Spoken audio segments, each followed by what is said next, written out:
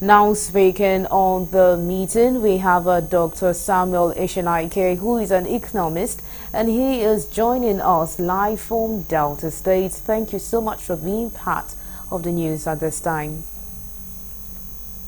Thank you. Thank you.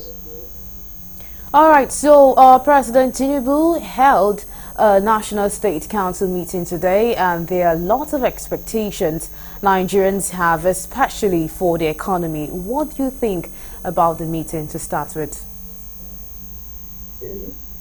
Well, the meeting is coming out at a very crucial time in the life of this nation, our country, Nigeria.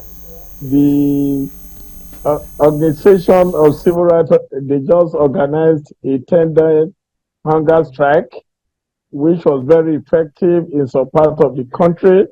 And the hashtag is that end bad governance.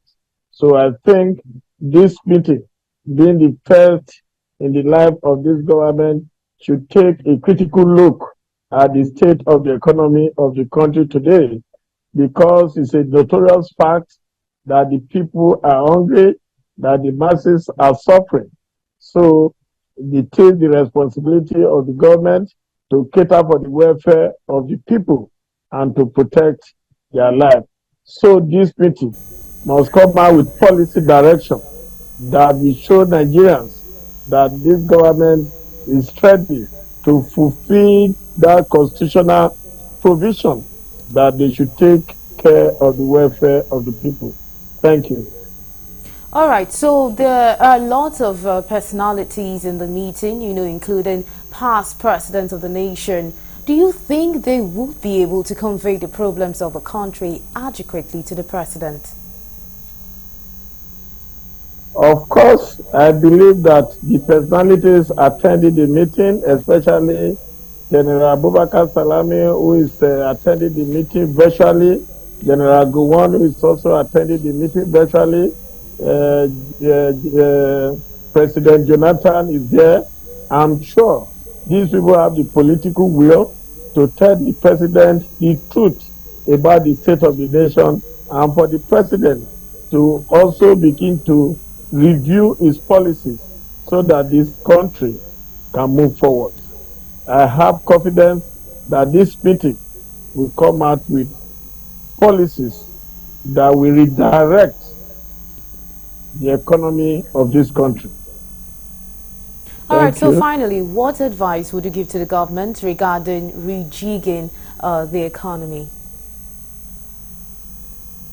It is very obvious that when this government came into power on May 29, without looking properly, without looking at the transmission mechanism of the economy, remove the fuel subsidy on Fiat on May 29, 2023. Of course, there are certain things, in as much as we are not against the removal of the fuel subsidy, there are certain preconditions that the government is supposed to have put in place before the removal of the fuel subsidy. Because ordinarily, as an economist, and by the way the economy works, the transmission mechanism shows that inflation must go up, there will be unemployment, and such and so forth. So the government was supposed to have put mechanism in place that will serve as a palliative for this burden when they come up. But the government didn't think about anything, and they just removed it by fiat. And that is why you see that the people are suffering. The saying is that it's better delayed than ever. The president can still review his policy and go back to the drawing board and review some of the things. Well, as a system analyst, there's nothing wrong for you to go forward and backward.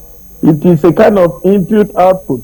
When you discover that you have imputed certain things and the output is not the outcome you expected, you can go back and review your input so that you can get what you expected. So I expect the government of President Bola Tinubu to go back and look at those things that he was supposed to put in place before the removal of the fuel subsidy. For example, what is in play for transportation? Because it is obvious that when you remove fuel subsidy, prices of fuel will go up, and that by application, prices of transportation will go up. And as prices of transportation is going up, prices of food will also be going up. We are very unlucky in this country that most of our food items are transported through road, through vehicles that are either using fuel or using gas. So that is why we see that even the most affected sector by inflation is the food. So the government can still go back and All look at the right. transport system. How can they ameliorate the transport system? Well, I know that the government is talking about CNG buses, but from the figures we are hearing, the CNG buses that they are providing is too minimal to cope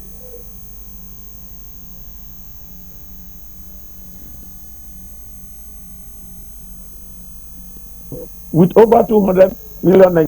What has said, there's still for this government to rejig its policies. All right. All right, so Thank thank you you. so much. That was Dr. Samuel Eshenaike, an economist, and he joined us live from Delta State. Thank you so much for your time. Thank you. And God bless All you. right, so now back to the news.